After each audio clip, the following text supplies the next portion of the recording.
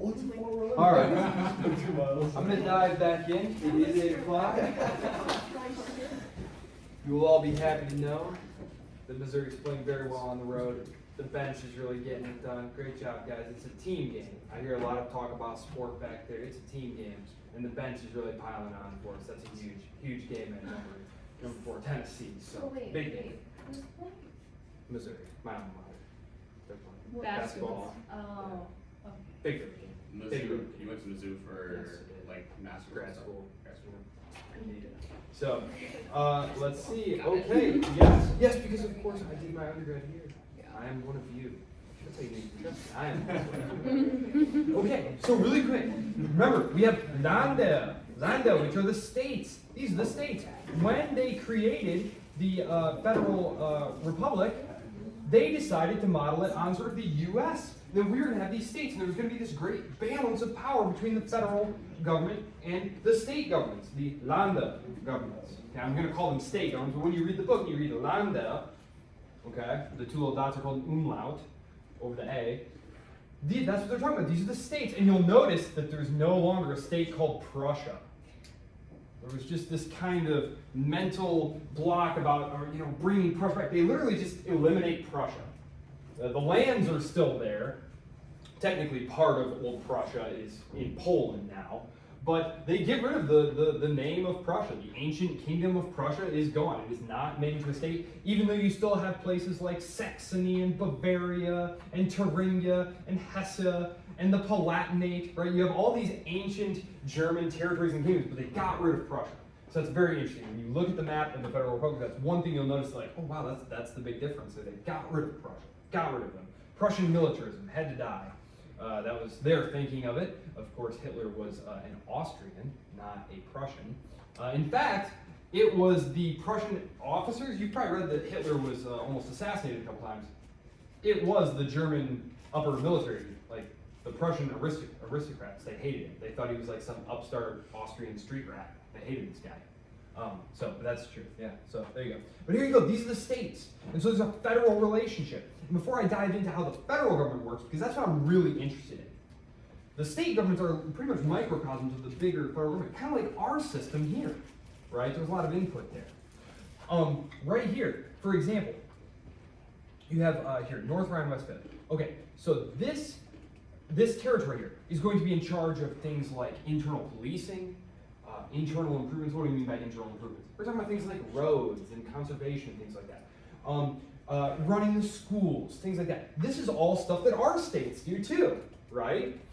Okay, and so all of these states run their own business, and then each person is going to be also voting for the National Assembly, which is what we're going to spend our time talking about, which is the Bundestag, the big Congress, right? Just like our Congress.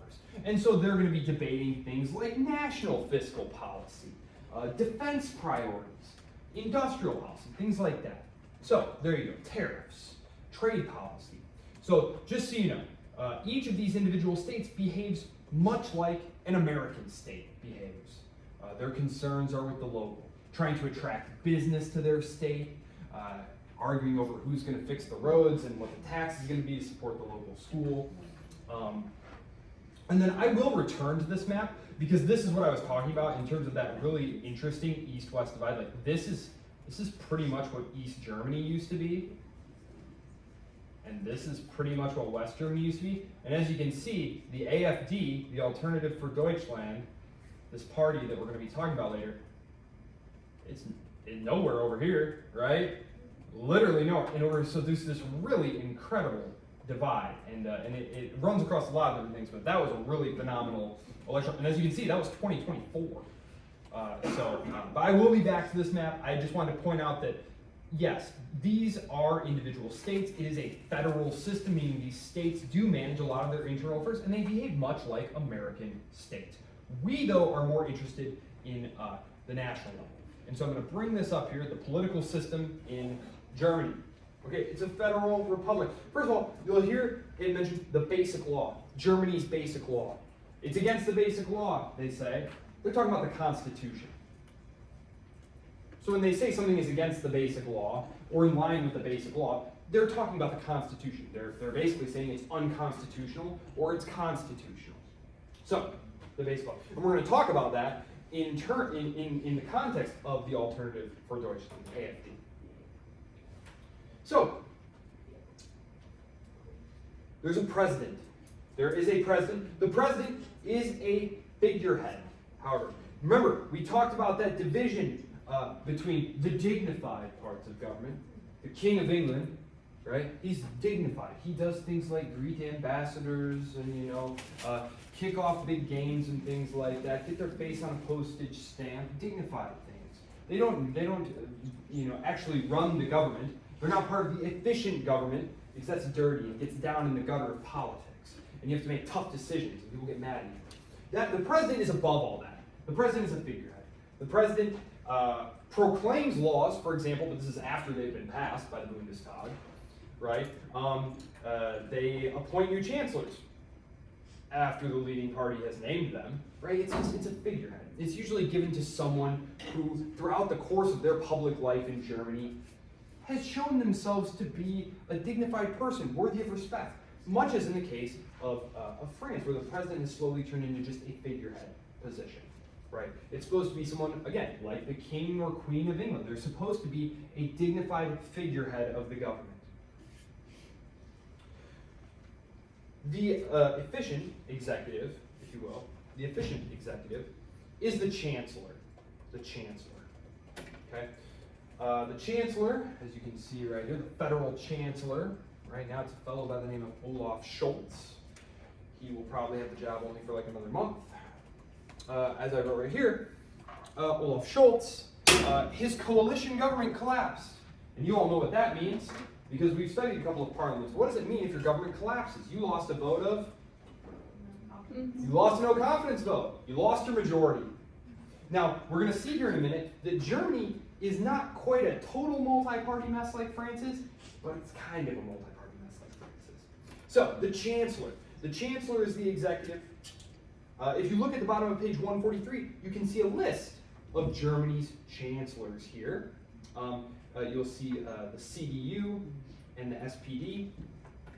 I'll talk a little bit about them here very quickly because, of course, the head of the largest party is going to become the chancellor.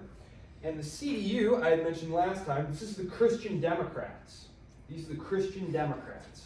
This is one of the two big centrist parties. And if you look on page, I looked on the wrong page. Sorry.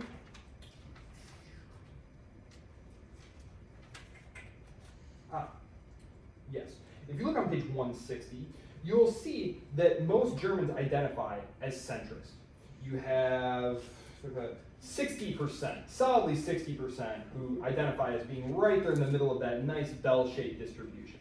And so the CDU, if we call this the center, you have the CDU and the SPD. We're just kind of straddling that center of German politics. Now, that doesn't mean that they're like literally, they're both committed to things like the welfare state and the European Union, but they're in the center of German politics. But the CDU is going to be more inclined to trim welfare benefits, cut some immigration, not so much immigration. The SPD, on the other hand, is going to not want, don't cut entitlements.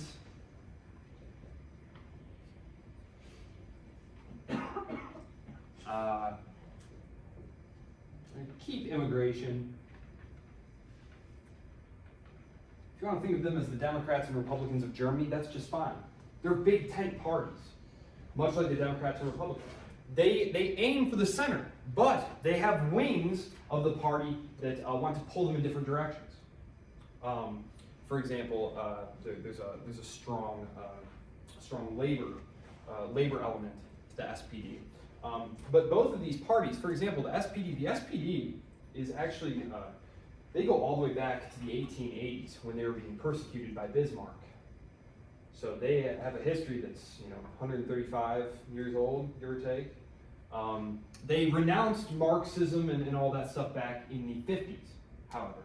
They basically said, that doesn't work. we believe in democratic socialism instead of communism, and so they started tacking toward the center. As you can see, the CDU had been dominating politics since the creation of the state, and so it was essentially a process of internal fighting. We talked about how party planks get moved in and out. Essentially, members of the SPD said, look, we want to be relevant. We want some power. We want a chance to actually govern, and so we need to shed these things that most Germans think are pointless and terrible and destructive. So if we get rid of these parts of our party platform that are harmful to us, sure, we're going to lose a couple of hardcore ideologues who will go off and form their own splinter party, but it will allow us to shoot where the fish are, right? Where are all the fish? They're in the middle of the pond. They're in the middle of the pond. And so that's what happens here.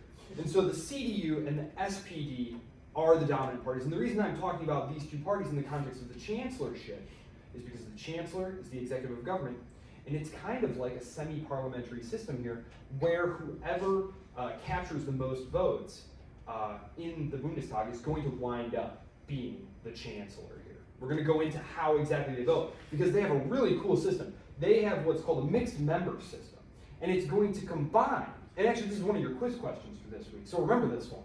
It's a mixed member system, MM. They have a mixed member system, which combines proportional representation with single member districts. So it combines aspects of the two of them. And I'll go into that a little bit more here in a minute, because it's a very interesting system. I think, I'm willing to experiment at this point. Like I said, I feel like things are going pretty poorly. We could experiment a little bit, but there you go. Yes. Okay. So the chancellor, the executive, they appoint their cabinet. The cabinet. We've talked about this. Just like in the French case, there's not really like a permanent cabinet. You just choose ministers, and so sometimes there will be a minister for something that there wasn't before. Ministries will get dropped and added. There are going to be there's usually a lot of negotiations going on, because it's very hard. There has not been a majority winner of a parliamentary election. I'm going to call them parliamentary elections here, a congressional election. There has not been a majority winner in Germany since the 1950s. So it has been coalition government in Germany since my dad was born, right, which was 51. So, actually I think 57 was the last time it happened. But winning 50% of the vote is extremely hard. But for a lot of the time, and actually if you go to page 166, I'm 100% positive it's on page 166 because it's such a cool page. 166, Germany's coalitions. They basically list all the coalitions and what they think the likelihood of each coalition emerging is. And so they've got, option number one, the CDU could win a majority. Option two, the SPD could win a majority. Okay, or the two big parties could form a coalition together. Or you could have what's called a red-green coalition, which would be the SPD and the Greens. The SPD, of course, they're old lefties, so they're reds, right? The funny one here is the five other coalitions that are very unlikely. First one they list, the traffic light. This is what won most recently. And in November, the traffic light coalition broke down. And the traffic light coalition was the Reds, the SPD, the Greens, and the Yellows. Now the Yellows here are the Liberals. And remember, when we're in Europe and we're talking about liberals, we're talking about small L classical liberals. People who want small government, fewer taxes, less regulation. Okay, so you can see the reason that this is unlikely is the Greens and the Liberals are strongly ideologically incompatible and oppose each other. Read the whole thing. And actually what happened here is that the real debate was not actually with the Greens.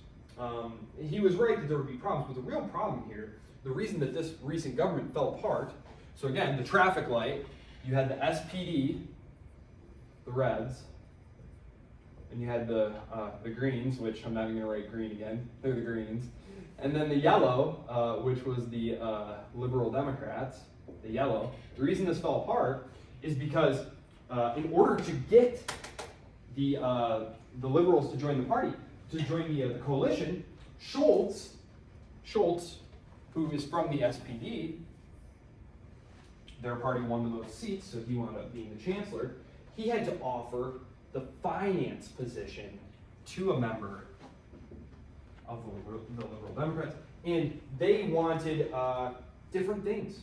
They were very concerned with some of the things that we're going to talk about here. Recession, deindustrialization, need to cut spending, just like in France.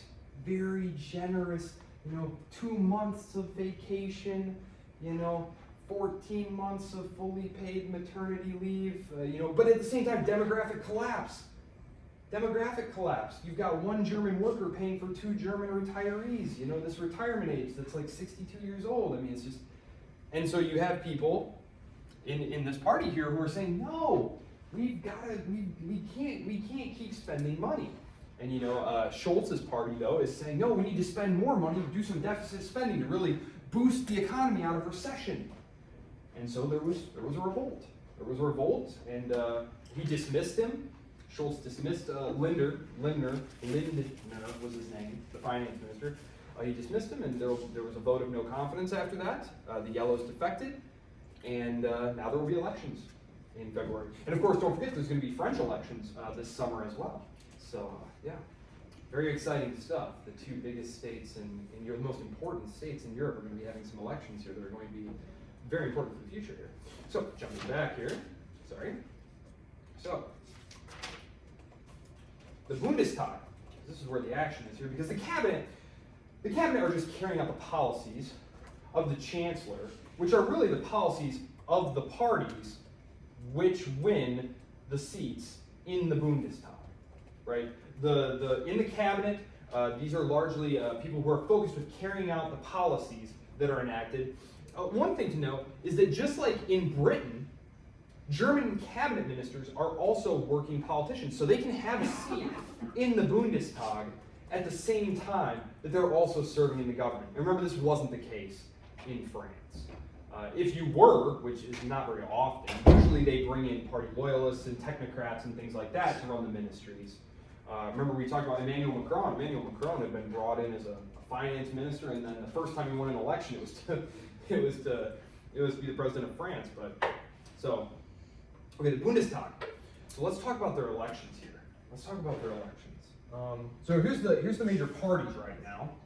Okay, here's the major parties, and yes, it is multi-party. But there are very obvious coalitions that can be made here, such as between the SPD and the Greens.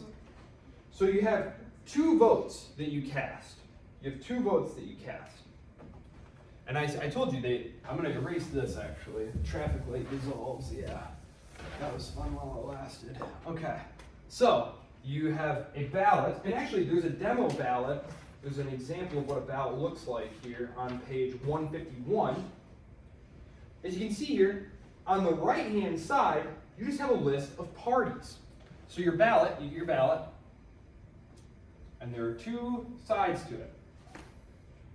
One has a list of names of candidates. It also includes their party affiliation. The other side just has a list of parties. Okay? Follow me so far. And what you do, and it's just like our ballots, there's the little bubbles that you have to fill in, right? And this one will have all the parties, this one will have all these. On this left-hand side, you are voting for a person, for the person who you would like to represent your district, where you live. So think of it as like voting for your congressional rep, okay? On the other side, you get to pick a party. So this is the single member side. This is our single member district side, the single district side of the ballot. And this is the proportional representation side of the ballot. Because here you're voting for a party. So you could split your ticket, you could vote straight ticket, but what's interesting about this is how they sort of adjust it is there's 589 seats, but oftentimes there will be more than that. And the reason is they have a very interesting method of adjustment here to make the proportional representation work. Because what they do is they say, let's say, I'm just going to say, you're Olaf Schultz, O. Schultz, and you're SPD. And you got, I shouldn't use Schultz because we'll just use him anyway. Let's say you got 33% of the vote here. Okay? But nationally, your party, the SPD, you're just not a very popular dude. People hate you. Real life Olaf Schultz has an approval rating of 18%. Killing it. Great job. Don't you wish you could be that bad at your job? You've been there for years. Just killing it the whole time. Oh man. Okay. He did, but his party, the SPD, won 42% of the proportional representation vote. What happens then is you get an adjustment upwards.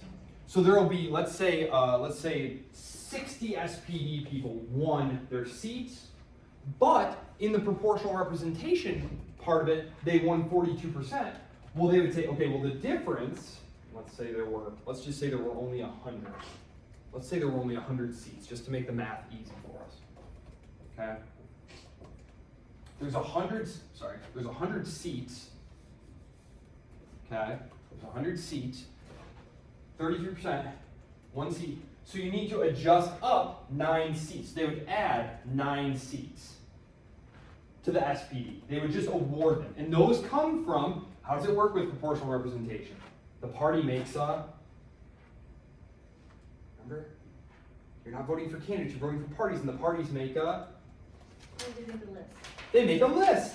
And so they go, okay, well, we got all these people elected. Oh, and we get 9 more. And so they just go to the list. And the first 9 names on the list are the people who get added. And this is called overhang.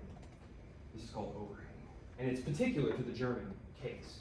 It's just a way that they have married these two systems together, which I think is kind of interesting and ingenious. But that's Germans for you. Yeah, that's how it works. It's called mixed member, and again, it combines single member district. Yes. If you put your name on like the name of candidates, could you not be put on the list? Does that make sense? What I'm asking, like you if could. Olaf Schultz was in there and he's like, well, I'm probably aren't gonna win my little like district thing. Can I put my name at like the top of the list? So I'm, Yes, yeah, you could. Yeah, you can definitely be on the list. Yeah. I just didn't know. Yeah, absolutely. And then of course, if someone had already won the seat, they would just jump your name and just keep going down the list until they had all their members who got elected in their seats, and then any additional seats that they had gotten. So that's how that works. Does that make sense? The overhang seat, because I feel like it's all very obvious with this. I feel like the part where they compensate is a little odd. Does that make sense? They're trying to make sure that the party, because the party represents your ideas, right? And maybe this candidate has some baggage. Maybe they're just not a good campaigner. But this party's ideas are the ones that are popular to 42% of the nation. And so they want to make sure that in the Bundestag, 42% of the Bundestag represents those ideas, regardless of how their individual candidates perform. Does that make sense? Okay. Well, it's a little weird, but it works. Okay, so that's the Bundestag. The Bundestag is it's a bicameral. It's a bicameral system, so 2 houses. Okay. The Bundestag is the House of Representatives of Germany. I'm just going to keep harkening back to the American example because this is like one of the only cases where I actually can, because it fits kind of 1-to-1, like right on there. And again, it's in part because the United States was occupying the country and provided several helping words of how to put the Constitution together. They didn't go the full Japanese route where they handed them a Constitution. We'll see that when we get to Japan, I believe, next week. Yeah, Japan next week.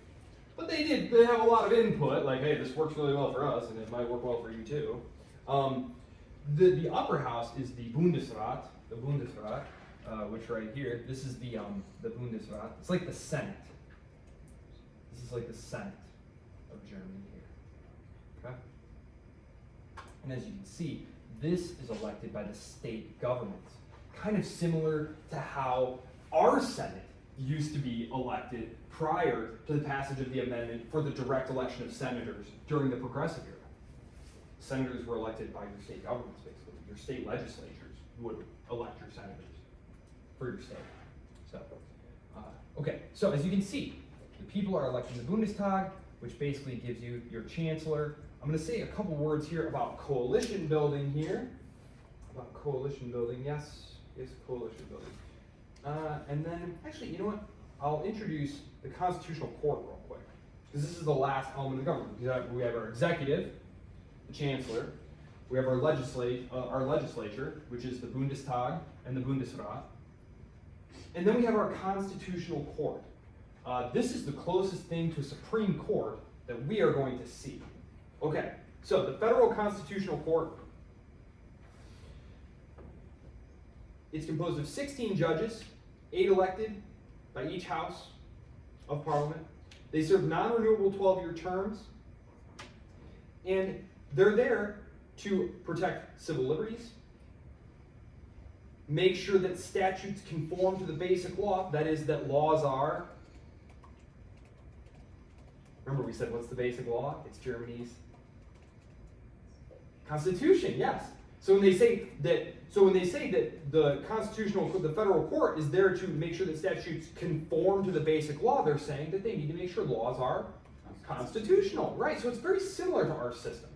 They're also there to outlaw dangerous political parties.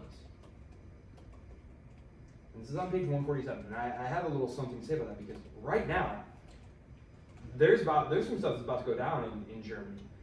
This has not happened. So let me just say this: the Constitutional Court's decisions, are very similar. They have code law, so they're more looking at, does this action conform with our laws? It's not a common law system where they're saying, well, what did previous courts say about this? And then you draw on precedents, right? It's code law. This was the law, and this is what happened, and now we just apply the law. Now, as far as outlawing dangerous political parties, this has happened 2 times. This has happened 2 times. And the power to do this is found in Article 21, Section 2 of the Basic Law. And it grants the Constitutional Court the power to outlaw parties that are deemed dangerous to democracy. Dangerous to democracy. This has happened twice.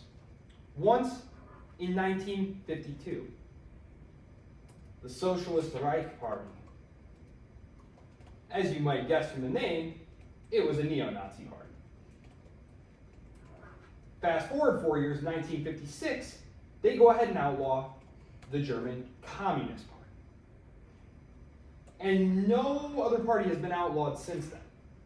However, it was last year now, 2024. In the summer of 2024, a member of the CDU introduced legislation asking the Constitutional Court to look at banning the AfD. That is the alternative for Deutschland, which, if you look here, is the 4th largest party, voted for by 10%. It's actually the 3rd largest now, party in Germany. To be clear, these 2 parties that were previously declared illegal, essentially, were fringe, were very, very, very small, but they were advocating like violent action against the state. And so it was fairly clear cut. It was pretty small groups of people. This is not a small group of people, and it's going to go through. They're going to take a look at it. They're looking at it right now, actually.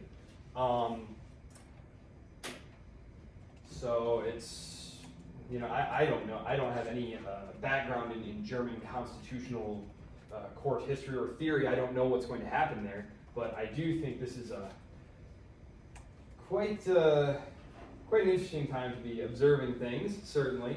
Actually, just this last weekend, the CDU, which again is one of the big parties, they're like kind of the Republicans, they're one of the big parties, and so the AFD here, you can remember that they just want to trim welfare benefits. That's not that hard to remember. So we got like the Greens over here, and then you've got what's called Die Linke. This is like the remnants of like the commies and actual socialists and stuff, who hardly get any votes at all. Over here, we've got the AFD, okay, and they're like they're Eurosceptic. Think of them like the National Rally in France, right? They're Eurosceptic. Everything is done to keep them out of power. It's like a huge taboo in Germany, just like it's a huge taboo in France. Remember, one of the reasons Emmanuel Macron's government was so unstable is because he basically had to go to all the other little parties and promise them things in order to keep the National Rally out of the government, because they had won so many seats. The same thing is happening here. There has been this long-standing, you don't do this, third rail of German politics, and it's you don't bring the AFD into government for anything. And I don't know if it was a political miscalculation or what happened exactly, but essentially there was a bill that was put forward by the CDU, and it wound up picking up AFD support instead of picking up coalition support here. And it was the first time this had ever happened, and so there's like a huge hullabaloo.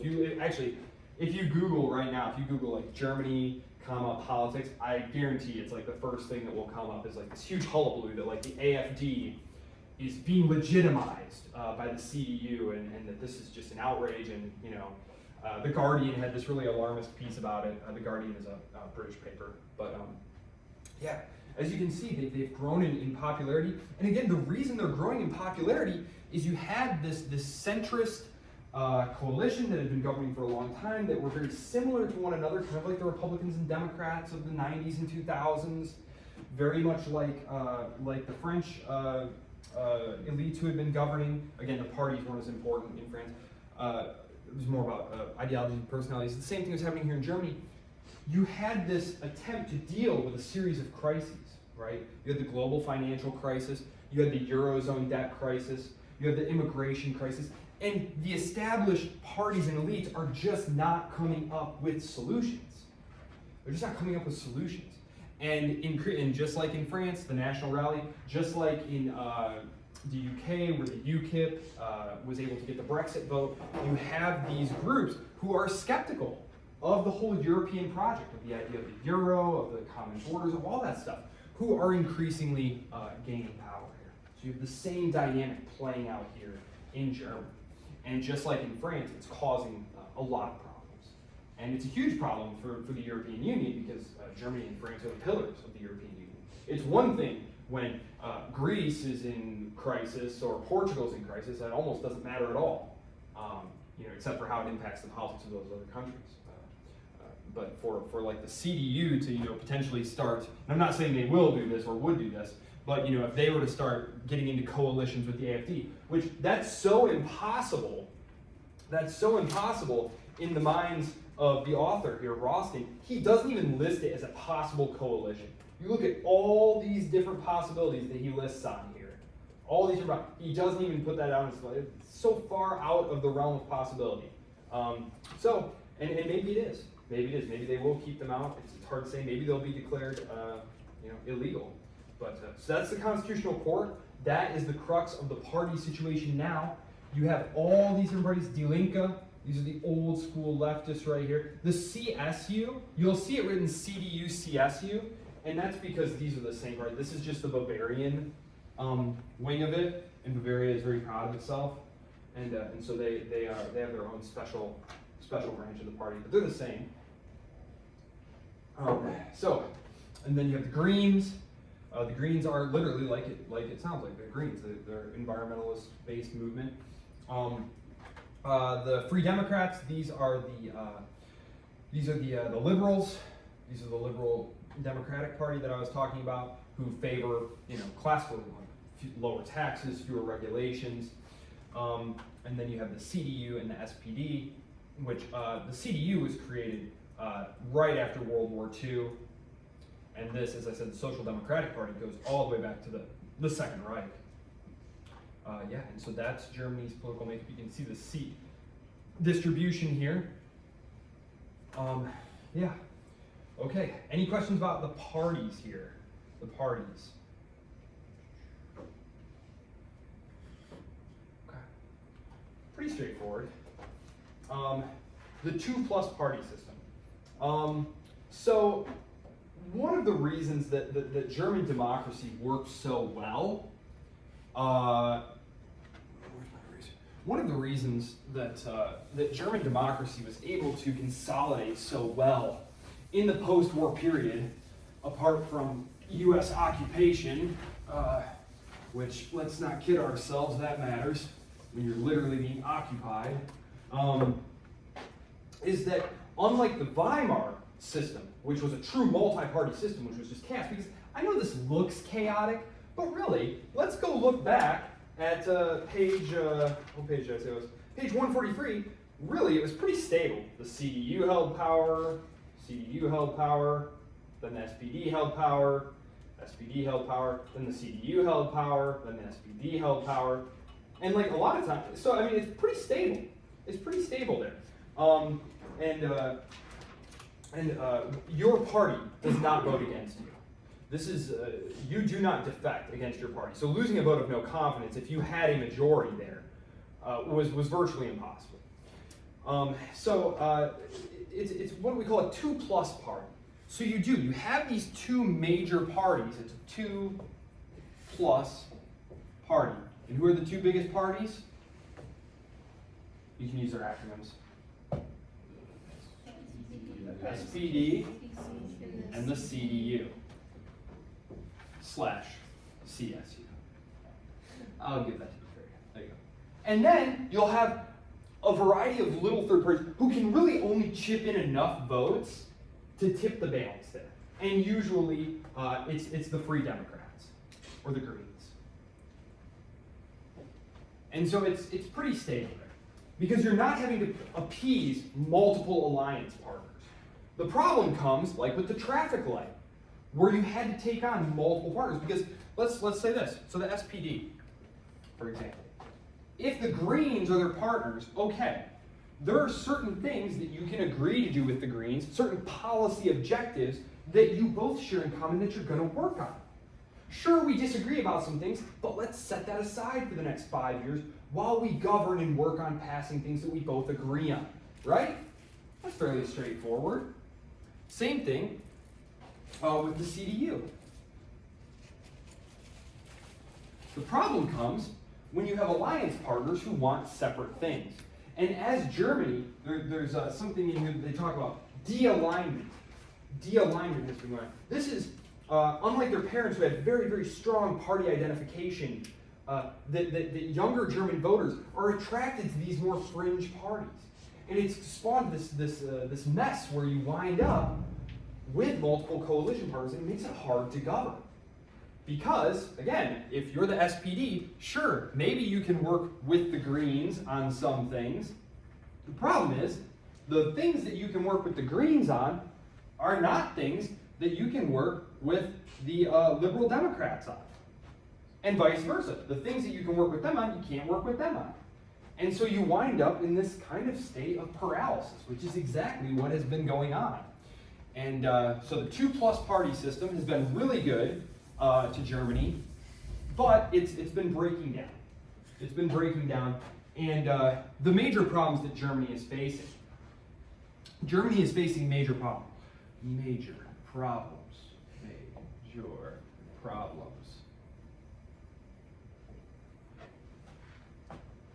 Major problems that Germany is facing.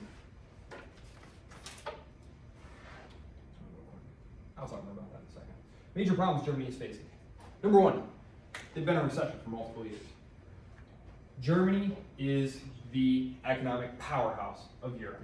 I don't know if you guys think of it that way or not, but it wasn't long ago that Germany was like one of the largest, the second largest economy in the world, and then Japan overtook them, and China. But like, they were top 5 till not too long ago. And in terms of industrial output, they've always been just tremendous in the post-war period. However, some problems have come up. Number one, no more cheap Russian gas. Starting with Willy Brandt. Isn't it Willy Brandt? Yeah, I think it was. I'm just going to check just to make sure. I think it was. Yeah, his first SPD. Yeah, it was Willy Brandt. Yeah, he started what was called Ostpolitik. Ostpolitik. This was a turn east. This was trying to change, undermine the hostility that was dividing East and West Germany, and to start doing things like importing gas and oil from the Soviet states. Well, this was a policy that continued. I don't know if you know this or not, but Russia just has tons of oil and natural gas, and this was being piped into Germany, and it was fueling German industry. Well, when the war in Ukraine happened, and sanctions and all these different things, the prices of all this stuff shot up. Germany doesn't have any of that stuff for itself. It's totally dependent on imports. And so this caused a massive recession in German industry. At the same time, they have deindustrialization happening because factories are moving elsewhere. There was a big brouhaha several months ago about Volkswagen moving more operations out of Germany. Because again, they were already becoming structurally uncompetitive. We talked about structural adjustment, right?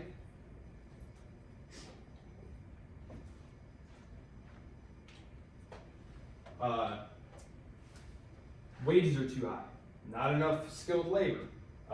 Cost of doing business is too high because there are too many regulations, too many taxes.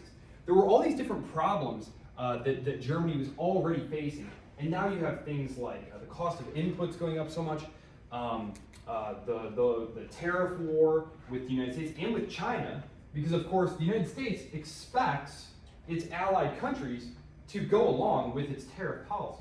And so when they say, hey, we're going to slap a huge tariff on Chinese electric vehicles and electric vehicle components, right guys?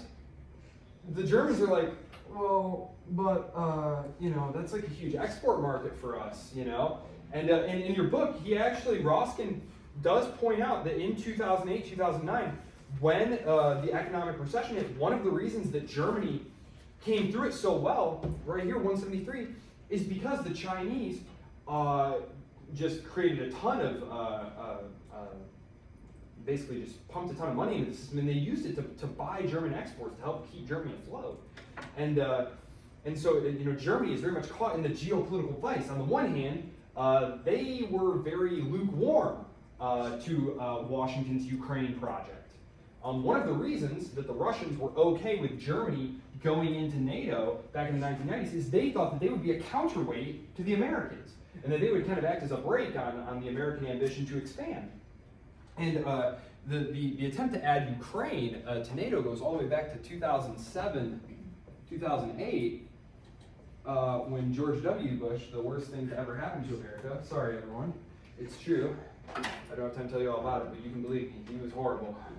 And my parents voted for him, so believe me, I grew up in a straight up neocon household. He decided, we're gonna bring Ukraine into NATO. And the Germans were like, no way. This was Angela Merkel at the time. Angela Merkel, Madame Mutti, they mentioned her several times in the book. She was a very successful German chancellor for a long time, although her legacy has become somewhat complicated as it turns out that a lot of what seemed like her stable management was just kind of kicking the can down the road for her successors to deal with. The Germans said, no way, we can't give Ukraine, a NATO membership plan. The French and the Germans both said, no way, you can't do this. It's going to alienate the Russians too much. And we would rather have more Russian gas and oil, right? Europe just doesn't have a lot of that. And so between the sanctions and the Russo-Ukraine war, and then again, the geopolitics with Washington and China, going at each other economically, that's Germany's bread and butter is their economy. Germany is not some great, huge military power, right? When the Ukrainians said, we need tanks, and the Germans said, we got you, we have three tanks, right? Like 3, and it's like, which is great, because, better to spend the money on industry and healthcare and things like that, but yeah, so Germany is a geoeconomic power, or it was. But something's wrong with the German economy. I remember it was about a year and a half ago now that the Wall Street Journal ran their first headline, "What's wrong with Germany?" They've been in recession for 2 years now. Recession means your economic growth, you're shrinking.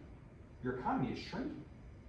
So your GDP isn't even staying the same or growing, it's shrinking. It's actively contracting. The German economy is growing smaller. This is bad on a number of levels. I just talked about the fact that they have demographic problems. They have lots of retirees, right? What's happened to the birth rate in all Western developed countries since Second World War? Here's World War II. What happened after World War II? The baby, boom, boom, lots of babies, right? And then what happened? Down, down, down, down. Now the problem with this, of course, is if you have a very nice welfare state, which Germany has a very nice welfare state, who pays for that welfare state? The workers, right? The people who are working right now pay the taxes. You know, that's one of the things, like, your Social Security contributions are not being put in a box at the Treasury with your name on it, like, so that when you kind of retire, don't you worry, we have all your money right here in this box. No, they're using your taxes now to pay for retirees now. But this only works if you have enough people to support them. The German birth rate, though, which you can find on page 179, is far below the replacement rate. The replacement rate is 2. The replacement rate is 2. Germany's is below 1.5. And if you're in Japan or South Korea, it's below 1. I mean, this is literal population die-off. And this is one of the reasons that immigration has been such a thing, okay? Because, and this is something that we're going to find in Italy, because Giorgia Meloni, first female prime minister, one of her big things is, I'm going to enact policies to help Italian women have children. It's a weird thing. You go over to Europe, there's like no children. In France, there's children. But like if you go to like Spain or Italy or Germany, there's like, where are the kids? Where do you keep the kids at? Is there like a special place you keep the kids? There's no kids here. They try and use state policy. They say, we'll give you subsidies to have kids. We'll pay you to stay home and have kids, ladies. And they don't. And they don't. It's because that's not the only reason that women are not having more kids. It's not just like, well, we can just pay them and that will be the end. So they have not been able to fix these problems. Again, the Germans have one of the most generous welfare programs for women. State-funded daycares. Almost a year and a half of paid maternity leave. I mean, it's as generous as you can want. And still they're not having kids. And that's why immigration became such a thing. Is because initially Germany was having population problems because so many of them were killed during the Second World War. So the economy starts growing. And what happens when the economy grows? You add more jobs. Yeah, you're growing business. The business is growing, you gotta add jobs. Well, we don't have enough workers. And so they started inviting in guest workers from Poland, well, not from Poland, from Turkey, from Spain, and they were called Gastarbeiter, guest workers. And a lot of times they wound up staying. And as the economy was growing, that's no problem. Everyone knows if the economy is growing, yeah, come on in, no problem. The problem isn't when the pie is growing. The problem is when the pie starts shrinking, right? And the pie is starting to shrink. And the pie wasn't growing as fast as it was because German economic growth, again, this was their birth rate. Economic growth, you'll see this same shape with economic growth a lot of times, is when a country is starting from a very low place, like China was in the early 1980s, or Germany was after World War II. It's like you have basically nothing. So any increase from there is going to be huge. So you'll see growth rates of like 10%, right? Just carrying on. And then gradually, as the economy matures, the growth rate starts to slow, right? So this was already happening by the time you get into the 2000s, right? And we'll call this World War II. But they couldn't afford to stop taking immigrants even as the economy slowed because you need taxpayers, right? You need people coming in and working to support the welfare system. Because just like in France, you have very large numbers of people who complain that, the government is, in debt and running deficits and, we need to do something about it. It's like, well, can we cut entitlements? That's the biggest thing we spend money on. And they're like, no, of course you can't touch my entitlements. It's like, well, I don't know what we're going to do about it then, really. In fact, taxes keep going up. Everyone paying more taxes. And then we have the problem of the pushing together of the Germanys, which Roskin spends. So this is what they are still arguing about. There is no argument about Europe. That's not really an argument. Again, the AfD is Eurosceptic, the alternative for Deutschland. They're anti-EU. But the major parties, that's not part of the political discussion. That Germany and the European Union and the Euro, that is the future. These are the things they talk about. How do we get ourselves out of recession? How do we restart economic growth? How do we prevent industry from leaving Germany? How do we stop our population collapse? And what do we do about immigration? Because for a long time, what gave the thing is, the AfD's big thing, the thing that made the AfD wasn't its Euroscepticism. Most Germans are not Eurosceptic. They like the European Union. The European Union makes Germany count on the world stage in a way that Germany by itself would not. It's like Great Britain now. Great Britain's like, hey, can we get a seat there? And it's like, no, get out of here. It's a tiny little island. What made the AfD relevant was they opposed the immigration policies that were going on. And Germans had for many, many years saying, there's too many immigrants. We don't want this many immigrants. And the SPD was very pro-immigrant. Was very pro-immigrant, ideologically. And the CDU, they didn't love it, but they had a lot of allies in big business who said, hey, we need the immigrants. We need guest workers, we need immigrants. So the CDU was like, yeah, I guess. But public opinion polls kept increasingly going in the other direction, saying, we have enough, we don't want any more. Okay, seriously, we don't want any more. And this is especially true during the Eurozone crisis of the 2010s, when the countries are in major recession. And they're saying, hey, we don't want more immigrants on welfare and stuff. We want less immigrants here. The economies are shrinking. Our deficits are growing. There's too many. And especially because they were coming from places, they weren't coming from Turkey anymore. They weren't coming from Poland. They weren't coming from Slovenia. They were coming from war-torn Syria and war-torn Iraq and from war-torn Africa. And it wasn't other Christian Europeans.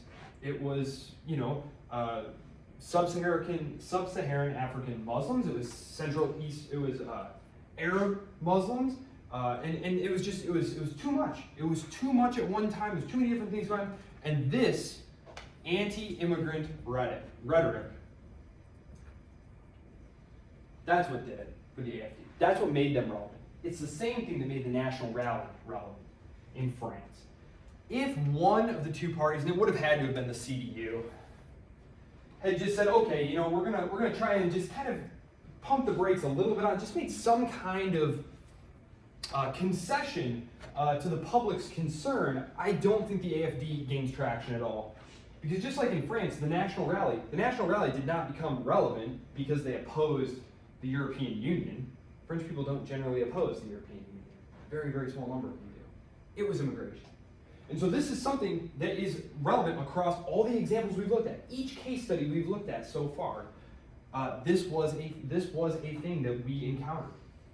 In the case of Brexit, in the case of the rise of the National Rally, and in the case of the rise of the AfD. So, that's what it is. And so this is what they argue about.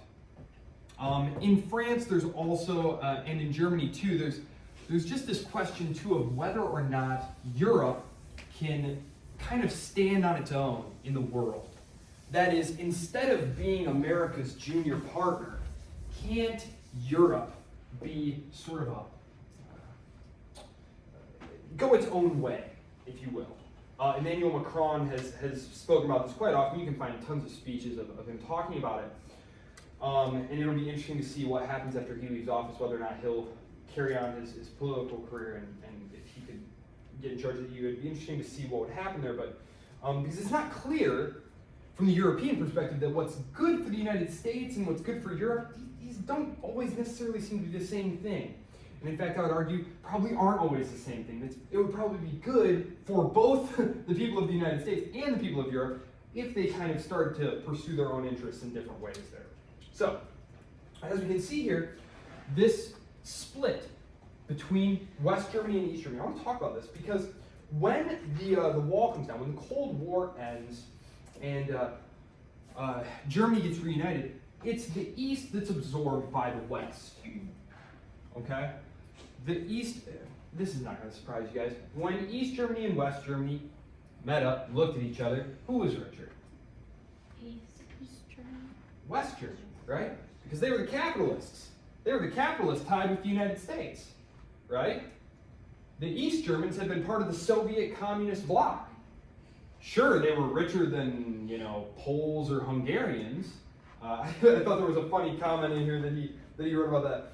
He was talking to a friend of his in West Germany during the Cold War, and he said, you guys are very stable and successful here, but it looks like the East Germans are not doing too bad. And the guy goes, oh, well, sure, they're commies, but they're still Germans. Meaning that, like, Germans know how to work hard and make things work. But yeah, it was the East was much poorer. The East was much poorer, much more backward, and it's because of the political economies that they ran. In West Germany's case, you had much more free enterprise. You had tie-ins with Western export markets and credit markets.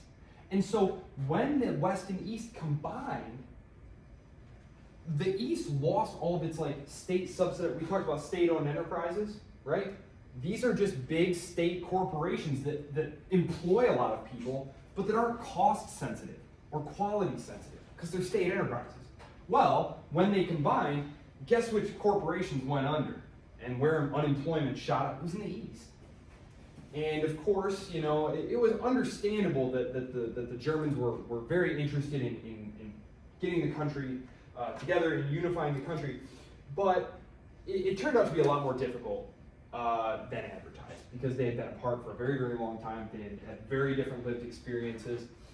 They had very different cultural and social norms. Like in West Germany, they were entrepreneurial and driven and kind of more like Americans, more work focused. Whereas in the East, they were used to a much slower, less consumeristic, material, capitalist ethic. And it did not mesh well together. And again, it doesn't help that most of the industry that was decimated when the two sides came together was here in East Germany. It's because they just weren't structurally competitive. Which again, if we look at the question of why the Cold War turned out the way it did, it's because central planning does not work. And that's what you have there. So that's one that, and again, so you have this very strong divide here between the two. And I find it very interesting that the AfD finds its most solid support in East Germany, in old East Germany. And there had been divergent voting patterns there before. The CDU were the ones who had united the country there, and so sort of to spite them, the East would tend to align with the SPD. But more and more over the last really 8-9 years, that's been where the AfD have had their greatest success, essentially. And if you want to think of them as like an anti-establishment party, like sort of a right populist party, I think you'd be correct in doing so. And so I think it's interesting that is where their greatest electoral success has been. So it'll be interesting to watch to see that going forward. So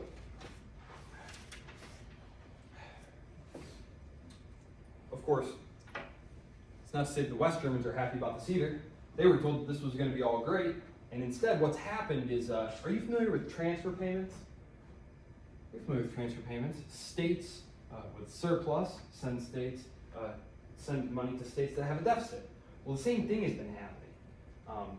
Many billions of dollars are sucked out of West Germany each year and pumped into East Germany. And again, this just you guys know any Germans? No?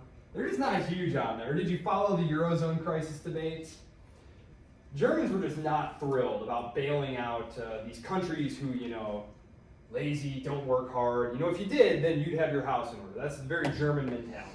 That like, if you need help, and it's because of a lack of working hard on your part. And they feel like, all right, listen, we've been, giving you money for long enough. We shouldn't have to keep subsidizing your living standards.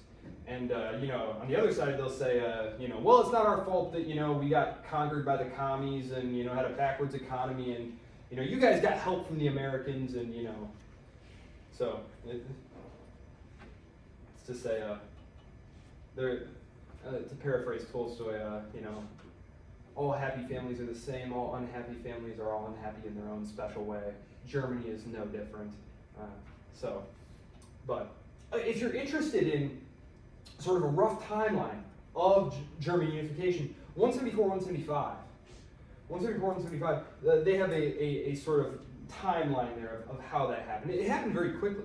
It's one of those really interesting things because, again, in retrospect, it seems obvious that the Soviet Union was crumbling, but at the time, it was like, what on earth is happening here? It was thought that the Cold War was going to continue, that the Soviet Union was going to continue, and just, in a couple of years, it all crumbled away. So it caught many, many, many people by surprise. That is all that he has to say for you there. We are leaving Europe after this. So I suppose I'll probably just say a couple of things about the European Union. Because I had debated about whether or not to do a class on the European Union, but I'm not, because that's about interstate federalism. And that's not really what we're doing here. What we're doing here is comparing the political structures within countries. And again, here in Germany, this was the case that was most like the United States, I think, of all the ones that we've seen so far. We have our mixed member congressional elections, which combine single member district with proportional representation. We have our chancellor who comes from the party that won the most seats. And remember, it's always a coalition government. There hasn't been a majority government in Germany since the 50s. So when we talk about Germany, we are talking about coalition governments, usually always involving either the CDU or the SPD, and sometimes both. And when they talk about grand coalitions, the grand coalition, remember, if you're ever confused about this, page 166, if you want to harken back to it, it's a great description. The grand coalition is when the CDU and SPD have to get together. And that's actually a bad sign, because it means that both parties are so unpopular that they couldn't scrape together enough to even get like a plurality enough that they didn't need their rival party. One interesting thing about the parties there is, and I should mention this, is parties want to aim for the center. In fact, I had written a note about this. It's called, for those of you who are interested in studying political science further, where was it? The median voter theorem and the law of the political center. It was on page 166, where they're showing that nice distribution of what German people say they identify as. And so we have the far left, and we have the far right, and then we have the center, right? And so if you're a political party, your goal is to gain government seats. You want votes, right? So you need to appeal over here, and over here. Oh, no, you want to shoot right in here. Now, problem is, most political parties start from some hardcore individuals who have really concrete ideas about how to govern. They're highly ideological. And you have to shed that. Because the odds of tons and tons of people agreeing with your ideology are just not very great. And so parties become less ideological as they grow. They become Big Tent, right? They become what your text and what the literature calls catch-all parties. This is true of Labor and Conservative in Great Britain. This is true of Democrats and Republicans in the United States. And this is certainly true of the CDU and SPD in Germany. So, just a couple of things about the European Union before I let you guys go. The European Union. I've mentioned it many, many times, talked about its creation, all that different stuff. The only thing I'm going to say about this here in concluding today is concerns about sovereignty, right? Concerns about sovereignty. Immigration policy, there's this big border of Europe. Oh, heavens, Europe, I'm so sorry. I promise I know you look better than this, but there you go. So there's this border, right? These states, these individual states, no longer have control over their border. Because Brussels, which is right about here, Brussels controls the border of Europe, right? Brussels controls the border of Europe. Is this a point of real contention here? Okay? States are pushing back on this. In Italy, for example, Giorgia Meloni, one of her big things was, I'm going to reclaim our sovereignty. We talked about sovereignty in our first week of class as one of our critical terms. States are jealous of their sovereignty. Now, people like Winston Churchill imagined that eventually Europe would form into a federation of states, like a United States of Europe. And he believed that the greatest impediment to this happening was the very intense nationalism that was found in Germany, in France, in England, in Spain. And I think to some extent that's been true.